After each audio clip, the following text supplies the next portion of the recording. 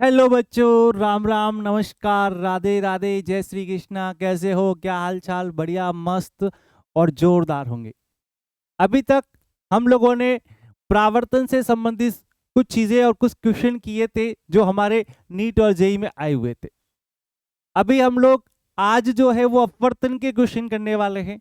तो सबसे पहले आपको अपवर्तन की कहानी पता होनी चाहिए कि अपवर्तन क्या होता है, और अपवर्तन के केस के लिए अपने को कौन कौन सी चीजें चाहिए वो भी पता होना चाहिए। तो सबसे पहले तो ये ध्यान रखो कि अपवर्तन के लिए आपको एक ऐसी पृष्ठ चाहिए जो दोनों मीडियम को सेपरेट करे, अलग अलग कर दे। क्या कहा? मेरी बात को ध्यान से सुनना। हम लोग जो पढ़ रहे हैं वो रिफ्लेक्शन ऑफ लाइट यानी अपवर्तन पढ़ रहे हैं। अब इसके अंदर मैंने आप लोगों को क्या बात पर इसमें समझाता हूँ। जैसे कि मान लो मैंने पहले से ही डायग्राम बना के रखा था कि मेरे को टाइम वेस्ट ना हो बनाने में। अब ध्यान से सुनना। ये आने वाली किरण है, आपतित किरण है। और मैंने अभी जस्ट कहा आप लोगों को बच्चों कि एक ऐसा पृथककारी पृष्ठ चाहिए, सेपरेटेड सरफेस चाहिए जो दोनों मीडियम को अलग अलग करे। मान लीजिए कि ये मेरा मीडियम जिसका अपवर्तनांक n1 है और ये मेरा मीडियम है जिसका अपवर्तनांक n2 है। ये मैंने कहा। क्या कहा प्यारे बच्चों कि मेरे पास में इस तरीके से एक पृथककारी पृष्ठ है और इस पृथककारी पृष्ठ के दोनों मीडियम अलग अलग है। पहले मीडियम का अपवर्तनांक जो है वो n1 है और दूसरे मीडियम का जो अपवर्तनांक है वो कितना है? n2। अब मैंने कहा कि n1 जो है वो छोटा है n2 से। तो जो छोटा होता है उसे क्या कहते हैं? विरल। और जो बड़ा होता है उसे क्या कहते हैं? सघन। यदि आप लोग दो माध्यम की कल्पना करेंगे या उनका कंपैरिजन करेंगे, जिस माध्यम का अपवर्तनांक कम यानी वो छोटा जिसका माध्यम होगा वह माध्यम कैसा बन जाएगा? विरल। और जिस माध्यम का अपवर्तनांक ज्यादा हो जाएगा वह माध्यम कैसा बन जाएगा? सघन। तो सघन और विरल कैसे पता करोगे? बोलो, साथ साथ बोलो। जिस माध्यम का अपवर्तनांक कम वो माध्यम कैसा? विरल। जिस माध्यम का अपवर्तनांक ज्यादा वो कैसा? सघन। अब इसमें कुछ लोग याद करते हैं कि इस माध्यम से किरण जाए अभिलंब के पास या अभिलंब के दूर। ऐसा कुछ भी याद मत रखो। सिंपल और शॉर्ट तरीका ध्यान में रखो। किस तरीके से? देखो, n1 से n2 में जा रही है, मतलब n1 छोटा है और n2 क्या है? बड़ा। तो जब किरण छोटे से बड़े में जा रही है, किस में जा रही है? बड़े में। तो किरण को छोटी कर दो। सिंपल सी बात। छोटी कैसे? कि भाई इसको सीधा इस तरीके से जाना चाहिए था, इस तरीके से। छोटी मतलब इसको ऐसे कर दो, ये छोटी। और बड़ी करनी है तो इस किरण को ऐसे बढ़ा दो।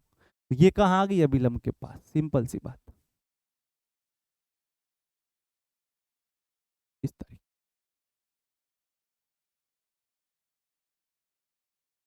तो छोटे से बड़ी में गई तो किरण कैसी हो गई? छोटी। और बड़े से छोटी में जाएगी तो किरण क्या हो जाएगी? बड़े से छोटी में जाएगी तो किरण क्या हो जाएगी? बड़ी। सिंपल सा याद रखो। अब देख लो, अभिलंब के पास आई है कि दूर आई है? अभिलंब के पास आई है। सिंपल सी बात। तो ये जो एंगल होता है वो एंगल कहलाता है आई, जिसे हम लोग कहते हैं आपतन कोण। ये जो होता है वो एंगल कहलाता है आर, जिसे कहते हैं हम लोग अपवर्तित कोण। इसके अंदर एक रूल्स लगता है, उस रूल को कहा जाता है, आप लोगों को याद हो तो, स्नेल्स लॉ। अपवर्तन के अंदर मैक्सिमम क्वेश्चन हम लोग स्नेल्स लॉ से करते हैं, या फिर अपरिंट डेप्थ है आभासी गहराई, उसके भी खूब सारे क्वेश्चन होते हैं, है ना। और हम लोगों ने स्लैब वाले भी करते हैं, स्लैब शिफ्टिंग के क्वेश्चन करते हैं ना, बहुत सारी चीजें होती हैं। तो जैसे जैसे पढ़ेंगे वैसे वैसे ये चीजें क्लियर होगी। तो इसका सिंपल सा एक फॉर्मूला होता है जिसको लिखा जाता है n1 साइन आई बराबर n2 साइन आर। सिंपल सा तरीका लिखने का। यानी कि कैसे? पहला वाला मीडियम उसका आपतन कोण, दूसरे वाला मीडियम उसका अपवर्तित कोण। अब आपको क्या होगा? एक ये दे दिया जाएगा, एक ये दे दिया जाएगा, आई दे दिया जाएगा, आर निकालना पड़ेगा। इस तरीके से क्वेश्चन आपके पास में आ सकते हैं। और एक इसमें क्वेश्चन कैसे आते हैं अपवर्तनांक की डेफिनेशन पे, कि म्यू बराबर क्या होता है? म्यू बराबर होता है सी बटा वी। इसकी परिभाषा भी आती है, अपवर्तनांक की परिभाषा। तो क्या बोलोगे? निर्वात में प्रकाश का वेग और माध्यम में प्रकाश का वेग। इसीलिए कभी कभी लिखा भी जाता है कि जब मीडियम में वेग निकालते हो ना, तो वो वेग कम होता है। और कितना कम होता है? अपवर्तनांक गुना कम होता है। और एक यहां से ध्यान रखना, म्यू बराबर होगा 1/√, सॉरी सी बराबर, यहां से सी बराबर होगा 1/μ0 एप्सिलॉन नॉट। इस तरीके से। तो ये 3-4 फॉर्मूले ध्यान रखोगे ना, तो अपवर्तन का क्वेश्चन कहीं पे भी अटकने वाला नहीं है। एक एप्रिल डेप्थ का भी कंसेप्ट बता देता हूँ, ध्यान से सुनना। एप्रिल डेप्थ में क्या होता है?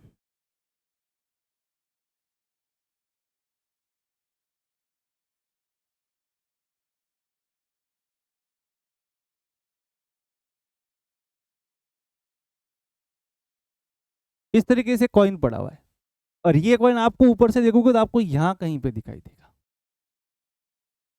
तो सबसे पहले क्या हुआ, ध्यान से सुना, जैसे मान लो कि ये इसकी ऊपर वाली सरफेस है, तो ये किरण इस तरीके से ऐसे जाएगी। अब देखो किरण कहाँ जा रही है, बड़े से छोटे में जा रही है, बाहर क्या एयर है, बड़े से छोटे में जाती है किरण, क्या हो जाती है, बड़ी हो जाती है। तो ये अभिलंब है, तो अभिलंब से बड़ी मतलब इस तरीके से जाएगी, और इसको मिलाओगे तो पीछे कहाँ मिलेगी बेटा, यहाँ मिलेगी। ठीक है, अब ये किरण यहाँ से गई। अब क्या हुआ, ध्यान से सुनना। अब यहाँ से जो इसकी हाइट है वो हम लेते हैं डी, और यहाँ से जो इसकी हाइट है वो लेते हैं डी डैश। फॉर्मूला लगता है हमारे पास में सिंपल सा, डी डैश अपॉन डी बराबर n2 अपॉन n। सिंपल सा फॉर्म। अब डी डैश क्या है, अपीरेंट डेप्थ, आभासी गहराई, और डी क्या है, वास्तविक गहराई। आपको डी डैश पूछे तो निकाल दो, डी पूछे तो निकाल। n2 क्या है, n2 वो मीडियम है जिसमें रे जाती है, रे जिसमें जाती है, और n1 वो मीडियम है जहां से रे आती है। तो n2 वो मीडियम है जिसमें रे जाएगी, तो हम अब n2 कौन सा है, ये बार वाला, क्योंकि रे इसमें जा रही है, और कहां से निकल रही है, यहाँ से। तो ये हमारा n1 है और ये हमारा n2 है, ये ध्यान रखना। जैसे कि बोला ये 1 है और ये 2 है, तो बताओ n2 कितना। तो n2 वो मीडियम है जिसमें रे जाती है, रे किसमें जा रही है, एयर में, एयर का कितना है 1। n1 कितना हो गया, जहां से रे निकली, कितना 2। ये सिंपल सा कंसेप्ट लगाओ, कहीं पे भी क्वेश्चन गलत होने वाला नहीं है। बाकी स्लैब सिस्टम पे क्वेश्चन बहुत पहले आते थे, अब बहुत कम आने लगे। प्रिज्म के भी आते हैं क्वेश्चंस, है ना, न्यूनतम विचलन का अपवर्तनांक निकालते प्रिज्म से, उसके भी बहुत सारे क्वेश्चन आते हैं। चलो क्वेश्चन करना स्टार्ट करते हैं। पहला क्वेश्चन मैं आप लोगों के लिए लेके आ रहा हूँ नीट के लेवल का, नीट के लेटेस्ट पेपर का क्वेश्चन है 2023 का। क्वेश्चन क्या है, ध्यान से सुनना। क्वेश्चन कह रहा है कि म्यू नॉट और एप्सिलॉन नॉट क्रमशः मुक्त आकाश की विद्युत पारगम्यता और चुंबकीय पारगम्यता है। यदि किसी माध्यम की संगत मात्राएं 2 एप्सिलॉन नॉट और 1.5 एप्सिलॉन नॉट है, तो माध्यम का अपवर्तनांक, अपवर्तनांक पूछा है। अपवर्तनांक का फॉर्मूला मैंने अभी आपको बताया था, आराम से देखो, करने की कोशिश करो। चलो करो जल्दी से, 1 मिनट का समय दे रहा हूं बेटा। हो गया, चलो बहुत बढ़िया। देखो ध्यान से कैसे करते, एक फॉर्मूला लगाओगे आप लोग। अभी जस्ट मैंने एक फॉर्मूला लिखा था कि म्यू बराबर सी बट्टा वी, ये फॉर्मूला लिखा था, इसी फॉर्मूले को यूज करोगे। और मैंने कहा था कि सी बराबर क्या होता है, 1/√, म्यू नॉट एप्सिलॉन, और ये कितना हो जाएगा, 1/म्यू मीडियम, 1/एप्सिलॉन। तो सॉल्व करोगे तो ये कितना बनेगा, 1/√, mu naught epsilon not upon. अब देखो ध्यान से, अब म्यू मीडियम कितना होगा, तो अब ये कितना हो कर चुके हैं हम लोग, 1.5 म्यू नॉट कर चुके हैं। तो म्यू मीडियम कितना आ गया बेटा, ये हमारे पास में बन गया, इस तरीके से आएगा बेटा, थोड़ा सा एक ही बनाएगा, 1/1.5 म्यू नॉट का मल्टीप्लाई 2 एप्सिलॉन नॉट से करो, तो ये कितना बन जाएगा, ये बन जाएगा 1/√, बोलो, mu naught epsilon not upon 1/√3 mu naught epsilon. क्योंकि क्या हुआ यहाँ पे, ध्यान से देखना, यहाँ पे 1.5 का मल्टीप्लाई किससे हुआ, 2 से, और 1.5 का मल्टीप्लाई 2 से होगा तो कितना हो जाएगा, 3। अब ये कहाँ चले जाएंगे, ऊपर, और म्यू नॉट एप्सिलॉन नॉट से कट जाएगा, तो कितना आ जाएगा बेटा, √3। थोड़ी बहुत कैलकुलेशन आप लोगों को भी आती होगी अच्छे से, है ना, आती है ना सर, बहुत बढ़िया से आती है। अगर बहुत बढ़िया से आती तो ठीक है, कर लो सॉल्व, हो गया आंसर, खत्म। अच्छा सवाल था, देख लो एक बार अच्छे से, फिर आगे क्वेश्चन की तरफ जाते हैं।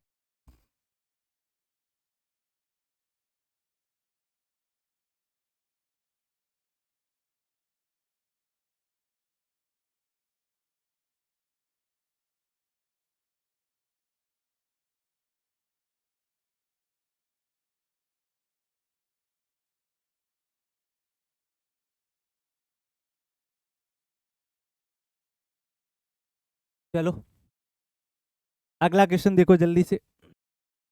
जितना हो सके उतना क्वेश्चन को फास्ट करने की कोशिश करो, है ना। जितना क्वेश्चन फास्ट करोगे उतना कंसेप्ट अच्छा होगा। कंसेप्ट और तरीका जितना अच्छा होगा ना, आपके क्वेश्चन सही होने की संभावना बहुत ज्यादा रहेगी। चलो ये क्वेश्चन है आपके पास में नीट 2022 का सवाल। अच्छा क्वेश्चन से पहले पढ़ लो, कोशिश करो खुद हो जाए।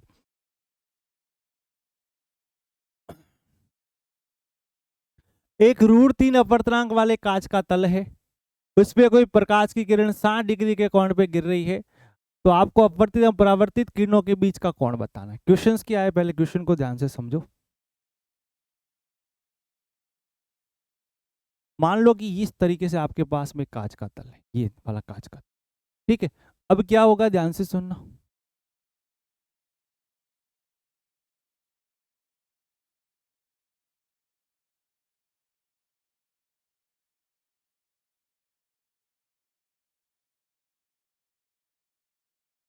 ये कांच का तल बना दिया आपने, ठीक है। अब इसमें एक नॉर्मल बना दो, आप लोग अभिलंब बना दो, ये लो अभिलंब आपका।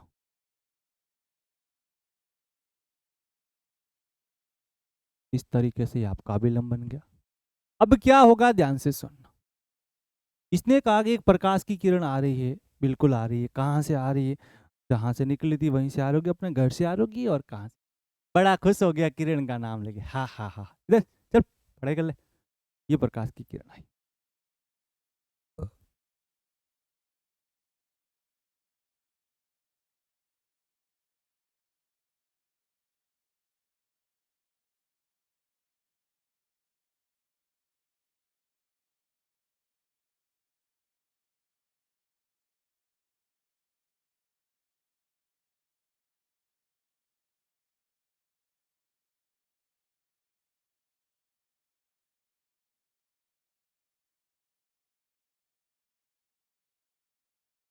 ये प्रकाश की किरण आप क्या है, कितने एंगल पे आ रही है, 60 डिग्री के कोण। तो ये मान लीजिए 60 डिग्री के कोण पे प्रकाश की किरण आ गई, कितने पे आ गई, 60।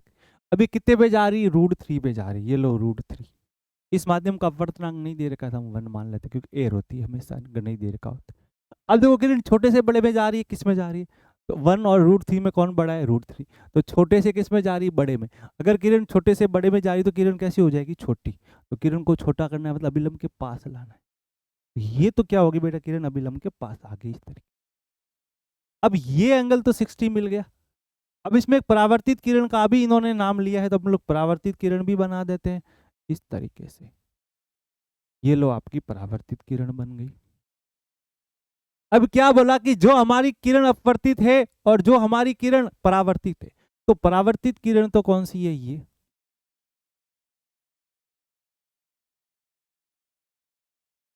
अपवर्तित किरण कौन सी है हमारे पास में, ये।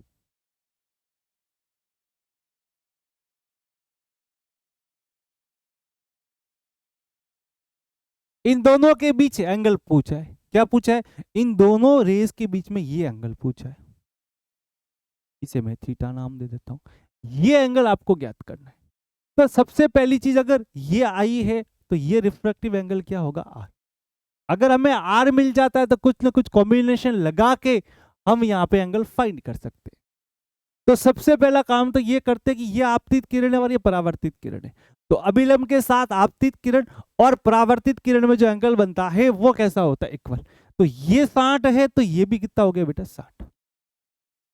अब मुझे निकालना है ये कैसे निकालोगे, स्नेल्स लॉ से। कौन सा लॉ लगाओगे, स्नेल। स्नेल ने क्या कहा था, N1 साइन आई बराबर N2 sign of are. N1 कितना है मेरे पास में, 1। साइन आई कितना है बेटा, 60। तो 1 साइन 60, मेरे साथ बोलो 1 साइन 60 बराबर N2 कितना बोलो, √3। कितना बेटा, √3, क्योंकि कांच का जो अपवर्तनांक दे रखा था वो √3 दे रखा था। उसके बाद में साइन आर। अब साइन 60 कितना होता है, √3/2। तो √3/2 बराबर √3 साइन आर। तो साइन आर कितना आ गया रे, तो साइन आर बराबर आ गया मेरे पास में 1/2। अगर साइन के अंदर 1/2 है तो आर कितना हो जाएगा 30। तो मुझे एंगल आर की वैल्यू कितनी मिल गई बेटा 30 डिग्री। तो यहां से मेरे पास में एंगल आर कितना आ गया 30। तो ये एंगल मेरे को मिल गया 30। अब ध्यान से देखना 60 प्लस ये थीटा और प्लस आर, इन तीनों का सम कितना होगा 180। क्योंकि एक ही लाइन पे जो एंगल बनते हैं उन सब का सम कितना होता है बेटा बोलो 180। गुरुजी कितना होता है 180। तब बोलो 60 एक एंगल प्लस थीटा एक एंगल और प्लस 30 एक एंगल, कितना सम बन गया 180। अब 60 प्लस 30 कितना 90। तो थीटा प्लस 90 बराबर 180। तो थीटा बराबर कितना बन गया 180 माइनस 90। तो थीटा बराबर कितना आ गया 90 डिग्री। तो ये एंगल हम दोनों को कितना मिल गया बेटा 90 डिग्री, यानी ऑप्शन बी। अच्छा क्वेश्चन था, कंसेप्चुअल सवाल था, सारी चीजें यहाँ पे क्लियर होगी। स्नेल्स भी सीख लिया, परावर्तन का नियम भी सीख लिया, किस तरीके से अपवर्तन आता है, छोटे बड़े का कंसेप्ट वो भी हम लोगों ने सीख लिया। तो इस तरीके से क्वेश्चन को क्या आराम से देख लो एक बार।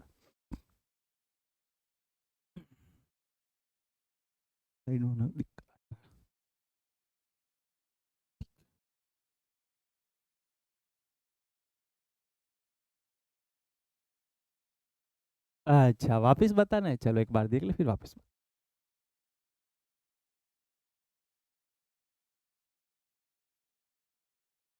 देखो क्या किया, कैसे किया, ध्यान से सुन। क्वेश्चन के अंदर क्या दे रखा था वो समझो। क्वेश्चन ने बोला कि किरण 60 डिग्री पे आ रही है, ठीक है, कहां से पे आ रही, तो हमने इसको अपवर्तित करा दिया, ये आपकी अपवर्तित किरण हो गई। और यहाँ पे एंगल पूछा था परावर्तित किरण और अपवर्तित किरण के बीच में, तो हमने किरण को परावर्तित भी कर दिया। अभिलंब और आपतन कोण के एंगल दे रखा है 60, तो परावर्तन कोण भी कैसा हो जाएगा 60। और ये अपने को ज्ञात करना, इसमें हमने क्या लगाया स्नेल्स लॉ, n1 साइन आई बराबर n2 साइन आर। n1 की वैल्यू कितनी 1, आई कितना 60, तो 1 गुणा साइन 60 बराबर n2 कितना √3 गुणा साइन आर। तो आर कितना आ गया 30। तो ये एंगल मेरे को मिल गया 30, ये एंगल मेरे को मिल गया 60। तो ये दोनों के बीच में एंगल फाइंड करना है, परावर्तित रेज ये है और अपवर्तित रेज ये है। तो इन दोनों के बीच एंगल कितना माना थीटा, कितना माना बोलो theta.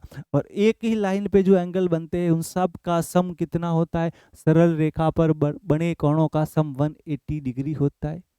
The angle of the all angle sum is 180 degree at straight line. Straight line पर बनने वाले, सरल रेखा पर बनने वाले सभी कोणों का योग 180। तो ये कितना 60, ये कितना थीटा, ये कितना 30। तो 60 और 30 कितने हुए 90, टोटल सम 180। 180 में से 90 गया तो कितना बचा 90 सर, और क्या। चलो अगला क्वेश्चन देखो जल्दी से, अगला क्वेश्चन कौन सा है, कांच की पट्टी वाला ही सवाल है क्या ये भी। चलो भाई कांच की पट्टी बहुत ज्यादा आ रही है।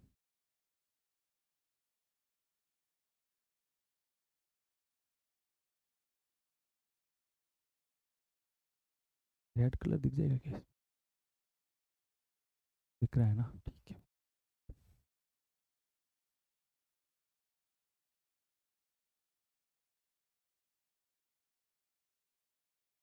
ये कांच की पट्टी इसने बोला हमारे पास में इस तरीके से, ठीक है, थोड़ा सा बड़ा जरूरत पड़ेगी।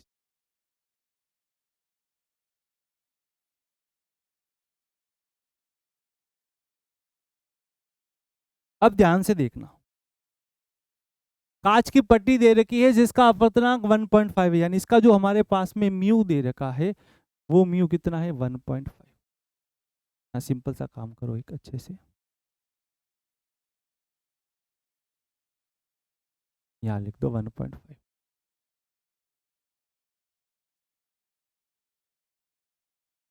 अब देखो बार हमारे पास में क्या एयर है, ठीक है। अब इसने क्या बोला, अंदर एक वायु का बुलबुला है। मान लीजिए कि वायु का बुलबुला इस तरीके से यहाँ पे, ठीक है। अब एक बार तो यहां से देखते, तो यहां से देखने पर इसको ये कितनी पर दिखाई देता है 5 पर, और यहां से देखने पर कितने पे दिखाई देता है 3 पर। तो इस पट्टिका की मोटाई यानी ये पट्टिका की लेंथ आपको पूछी कितनी है, ये आपको निकालना है। मोटाई का मतलब इसने ये वाली पूछी लेंथ, आप ये मोटाई नहीं निकालने बैठोगे, अपने पास में डाटा इसी का ही है, ठीक है। अब कैसे करोगे ध्यान से सुनना। तो आपको पता है कि अपवर्तनांक होता है तो कोई भी चीज हमेशा क्या होती है ऊपर उठाई हुई दिखती है। तो इस साइड से यदि आप देखोगे बेटा, हमारी आंख से, और एक कहाँ से देखना है, यहाँ से देखना है। अगर आप यहाँ से दिखाई दोगे तो ये बुलबुला यहाँ है तो कहीं ना कहीं यहाँ दिखाई देगा, और यहाँ से दिखाई देगा तो कहीं ना कहीं यहाँ दिखाई देगा। ये बात आप समझ गए। अब हमने माना, ध्यान से सुनना सारा डाटा। पहले इस साइड के लिए देखो, तो ये जो लेंथ है यहां तक की, ये लेंथ मैंने मान ली कितनी बेटा, d1। अगर ये लेंथ d1 तो ये कितनी, d1 डैश। वही तरीका अपवर्तनांक वाला बार मैंने बताया था। अब यहां से देखोगे तो ये लेंथ कितनी बेटा, d2, तो ये लेंथ कितनी, d2 डैश। आई बात समझ में? वही तरीका जो अपवर्तनांक में मैंने आपको बताया था।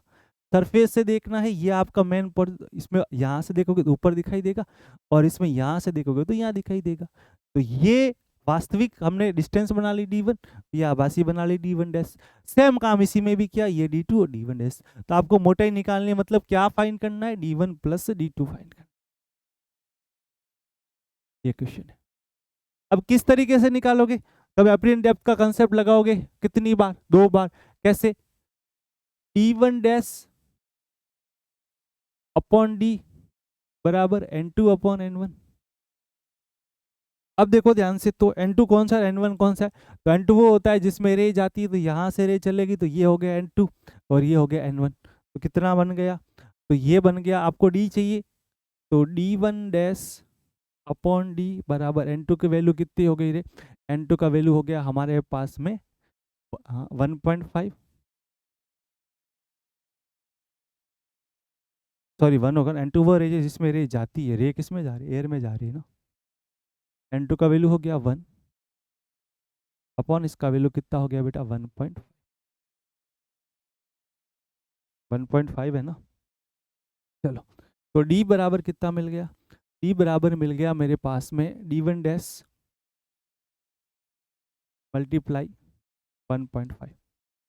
क्या मिल गया? d1, d बराबर मिल गया d1 डैश मल्टीप्लाई 1.5। अब d1 डैश कितना है? तो आपको इन्होंने क्या दे रखा था क्वेश्चन के अंदर, कि अगर यहाँ से देखते हैं तो कितने पे दिखता है, एक फ्लक्स से देखते हैं तो ये दिखाई देता है 5।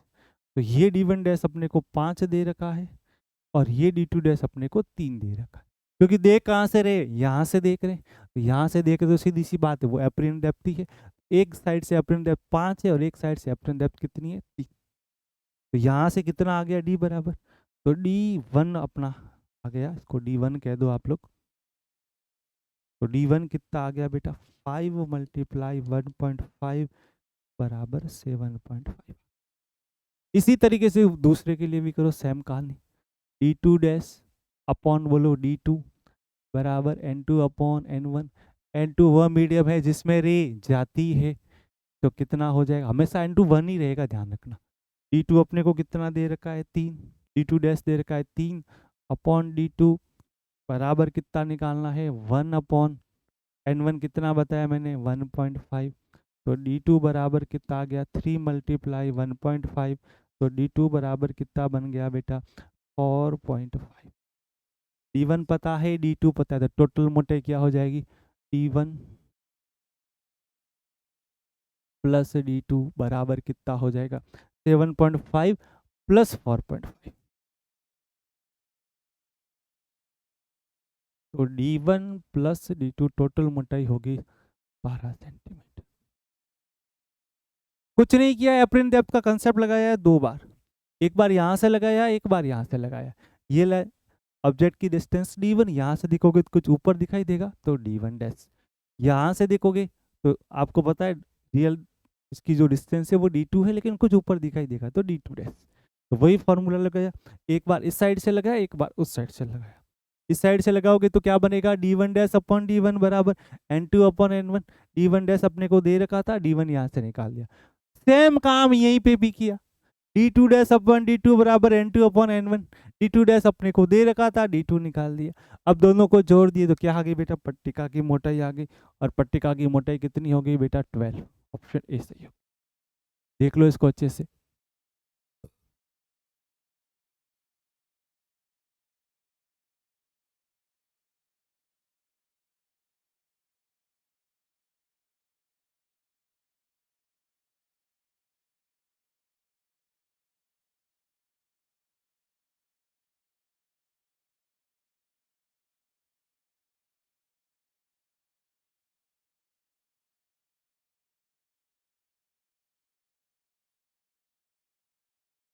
नेक्स्ट क्वेश्चन देखो बेटा, ये सूक्ष्मदर्शी वाला सवाल। सूक्ष्मदर्शी में आपको कितना इस सूक्ष्मदर्शी को ऊपर लेके जाएं तो आप उसको वापस सही तरीके से देख सको।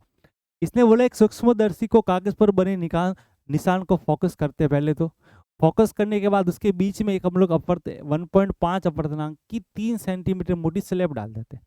अब मोटी स्लैब डालने के बाद अब सूक्ष्मदर्शी को कितना ऊपर नीचे करे कि अपने को जो है वो ये दिखाई दे। क्या दिखाई दे? अपने को जो फोकस, वो निशान जो था वो फोकस करके अच्छे से दिखाई दे। भाई कहने का मतलब पहले कागज पे निशान था, ये सूक्ष्मदर्शी से हम देख रहे थे, एकदम आराम से फोकस कर रहा था, बढ़िया दिख रहा था। बीच में क्या रख दी हम लोगों ने? कांच की स्लैब। अब देखने पे बताओ कि कहाँ दिख रहा है। तो पहले तो बताओ कि कितनी डिस्टेंस पे निकलेगा, वही चीज करनी है सेम सा। तो इसके लिए इसका जो शिफ्ट का फॉर्मूला होता है, जहाँ पे जो बनता है वो फॉर्मूला सीधा सीधा होता है टी कोष्टक 1-1/म्यू। सीधा याद रख लो। टी कितना दे रखा है? टी अपने को दे रखा है, मोटाई कितनी है बेटा? 3 सेंटीमीटर।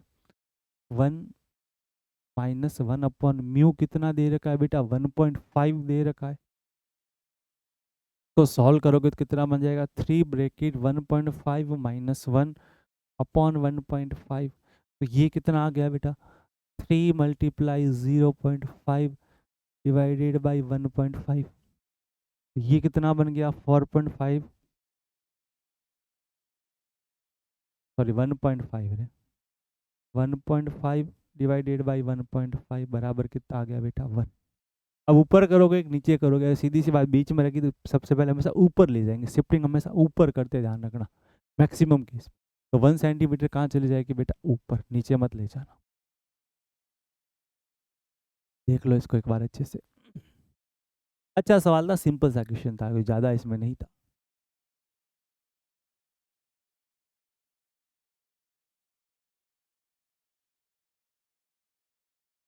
अगला वाला देखो क्वेश्चन।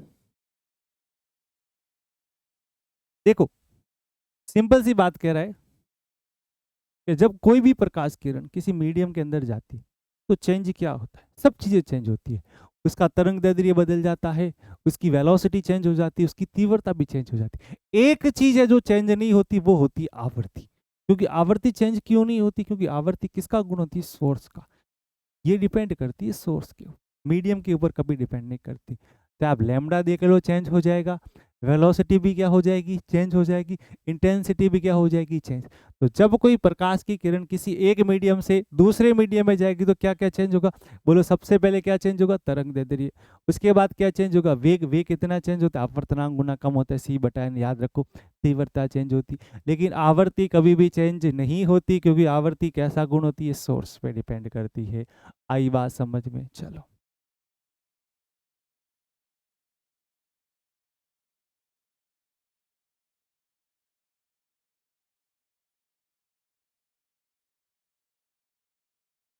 गुटके की मोटाई पूछी तो इसमें सिंपल सा फॉर्मूला लगाओगे, अपवर्तनांक वाला। अपवर्तनांक का फॉर्मूला होता है बेटा, एक फॉर्मूले से भी करवा देता हूँ, वैसे तो वो डी से ही करते हैं। अपवर्तनांक बराबर फॉर्मूला होता है बेटा, वास्तविक गहराई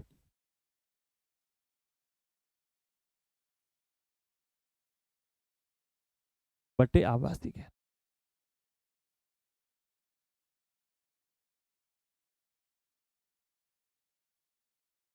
अपवर्तनांक कितना दे रखा है? 1.5 बराबर वास्तविक गहराई कितनी दे रखी है? तो वास्तविक गहराई जो इसमें अपने को दे रखी है वो दे रखी है कितनी? आपको बेटा वो निकालनी है। देखने पे आभासी आपको दे रखी है, आभासी कितनी है? आभासी आपको जो दे रखी है वो दे रखी है 2। तो वास्तविक गहराई कितनी आ जाएगी?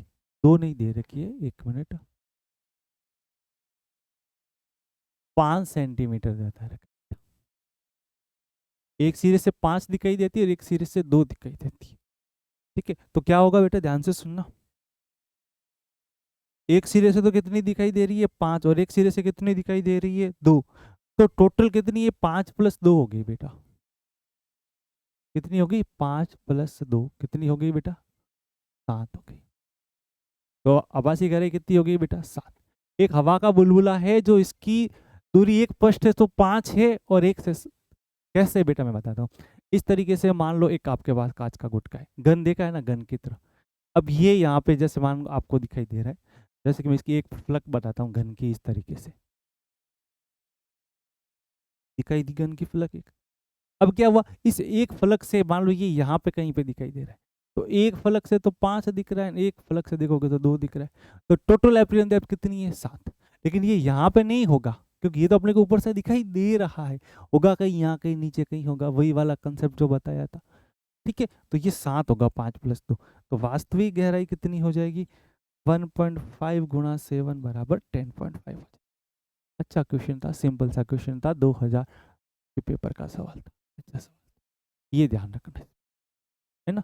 तो वो होता कैसे है बताने की जरूरत नहीं है, सारी की सारी थोड़ा खुद भी सोचा करो, सब चीजें करके दोगे तो क्या करो। इसलिए आज मैंने काफी चीजें इस तरीके से बताई आप खुद भी एनालिसिस कर पाओ। ठीक है, अगले क्वेश्चन की बात करते हैं। चलो भाई, तो क्वेश्चन सारे खत्म हो गए। ठीक है, समझ गए होंगे, कुछ बताने की जरूरत नहीं है ना। तो हम लोगों ने ये नीट लेवल के कर दिए, अब जेई लेवल के भी क्वेश्चन करेंगे। ठीक है, चलो विदा लेते हैं। ठीक है, राधे राधे, हंसते रहिए, मस्त रहिए, खुश रहिए।